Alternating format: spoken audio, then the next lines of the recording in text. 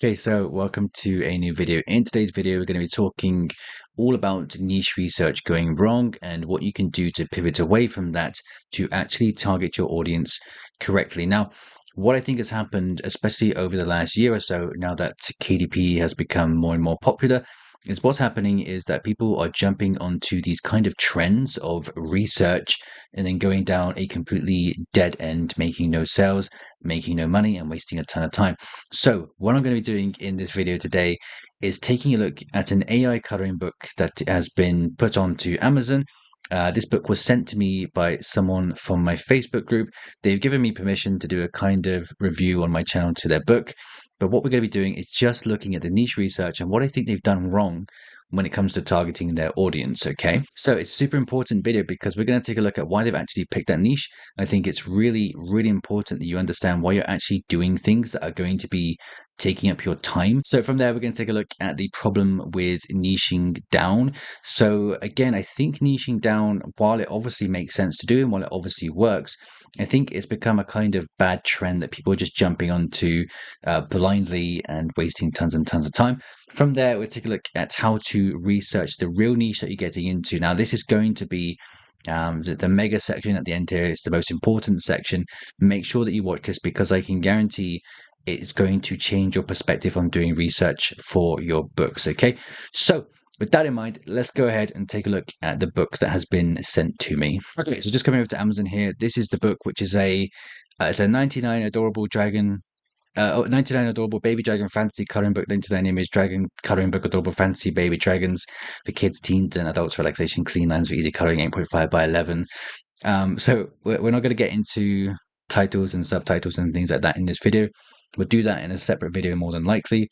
But for the sake of it, keeping things simple, we're just going to be looking at the niche research that's gone into this type of book. Now, there are so many books like this now that AI has become more and more popular that are coming up onto Amazon and people aren't making any sales with whatsoever. So one of the main things I wanted to establish here from this person was why had they decided to get into this niche. And I think this is so important for anyone that's doing niche research, which you should be doing, because ultimately that's where you're going to be spending your time, and going forward, you're going to operate with the assumption that the niche that you're working with has traffic going to it and can make you sales as well.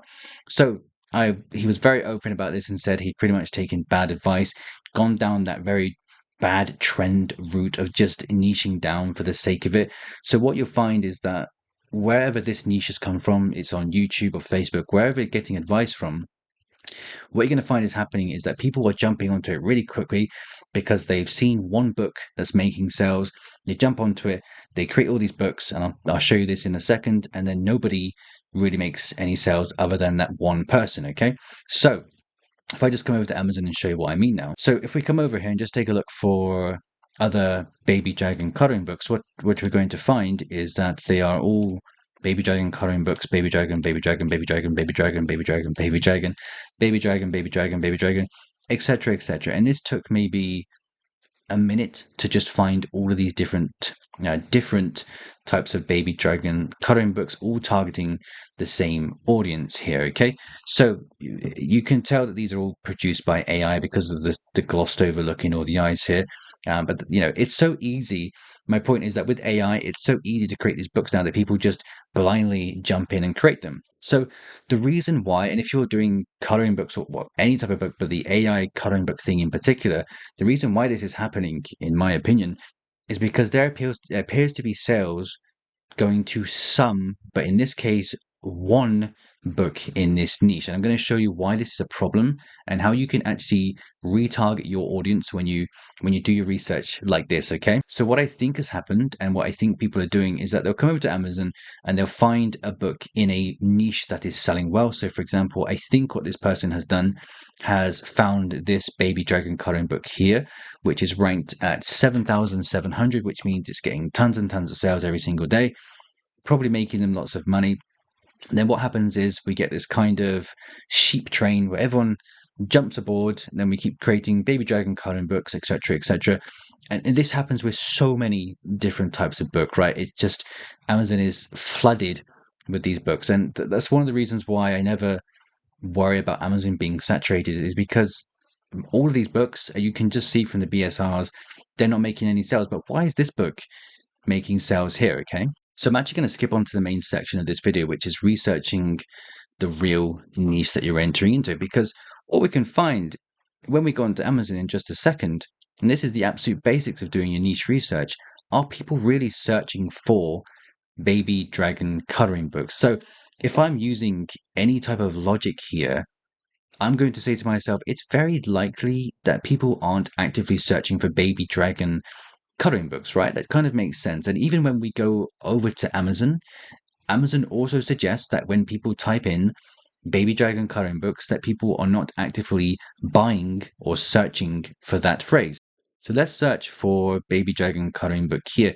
Now, if you've ever watched my channel before, you know that I'm pretty hell-bent on doing all of my niche research on Amazon using just DS Amazon Quick View, which is the tool that shows up the BSR on the front page. Now, when you're looking for a specific targeted niche like baby dragons, when we go through here, we need to identify, other than this book here, whether on average, whether these type of books are actually selling when people come and search for baby dragon coloring books. Now, let's look at some of the BSRs here and establish whether this is worth our time.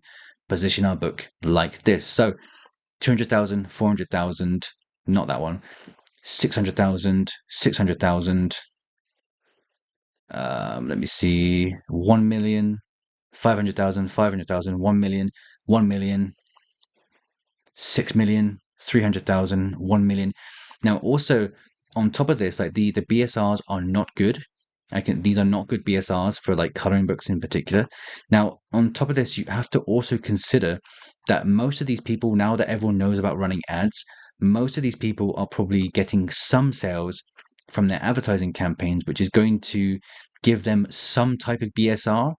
But realistically, how many of these books are actually getting really good organic sales? I would go as far as to say, for this type of book, it's only this one here, which is ranked at 7,000. Now, that's going to move us on to the actual the true audience that is searching for this book. So again, we have to ask ourselves, is this how people are actually finding these type of books? I'm going to do a few examples, but I'll focus on the Baby Dragon one just for now.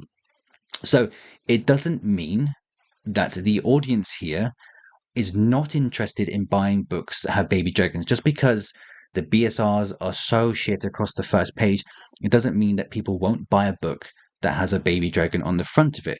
What it means is that they're just not actively searching for baby dragon coloring books. So when it comes to doing a niche research like this, and you want to make a book that has proven to have sales to it, like a baby dragon, like this one here, it's proven that some people are certainly interested in buying a book that has a baby dragon, baby dragons on the interior. Now, you have to identify, after we've done this research, we can see that no one's really buying these books other than this one here, how people are actually finding this book. So I'm not going to recommend any tools, but one of the ways that I've been kind of doing this myself is by using Cerebro from Helium 10.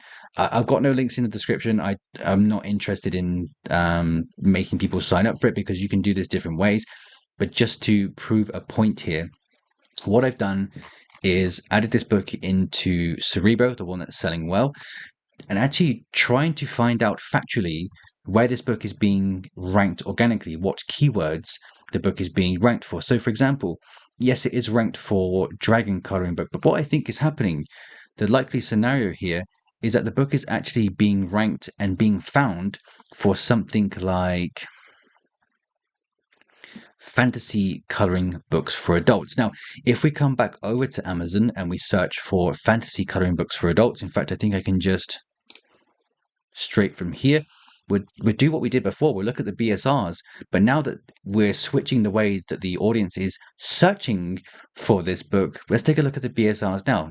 28,000, 2,000, 62, 12,000, and lo and behold, there she is on the front page for fantasy coloring books for adults. So now I'm saying to myself, if I want to target this niche here, if I'm interested in creating dragon coloring books, the type of niche that the way that I'm going to position my book is as a fantasy coloring book for adults. Okay, so you could go through, check all the BSRs for this search term to see that people are actively searching for fantasy coloring books, which they definitely are. Yes, it's a competitive niche, but that's how I think this type of book is actually being found. But saying that, so what we had there was the specific example where we were looking at the subject of the book, which is baby dragons. Now, does that mean that is happening every single time you niche down?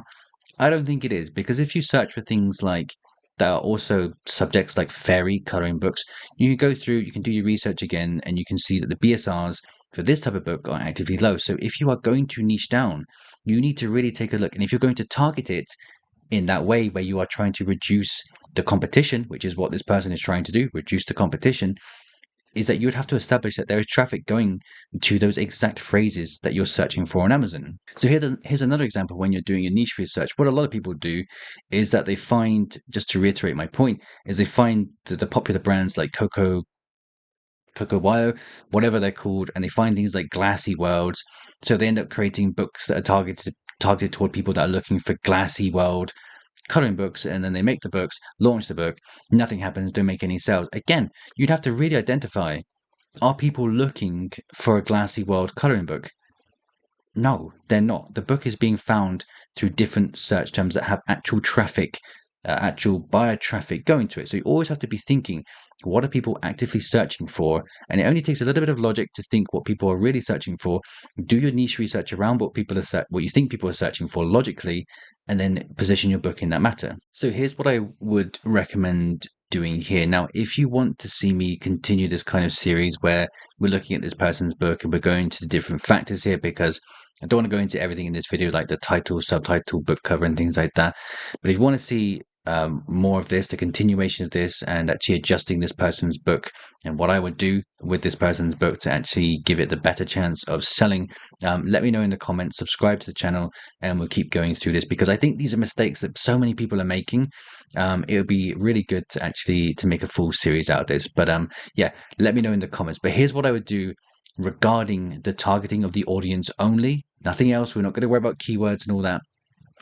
I would be 100% looking to target this as a fantasy coloring book, or just a dragon coloring book, okay? Because that's where I believe logical search terms are going to come from. So the keywords that we use, especially in the title and subtitle, are going to be super important for getting us ranked. It's only a small part of having success with a book, and that's why I think we should maybe make a series out of this. But what I would definitely look at doing is targeting this as, or positioning this as, a fantasy coloring book or a dragon coloring book. Okay, so that's it for this video. Again, if you want to see the continuation of this, where we talk about the keywords or launching the book, for example, leave a comment and we'll go forward and we'll create that next week. Anyway, that's it for this video. See you soon.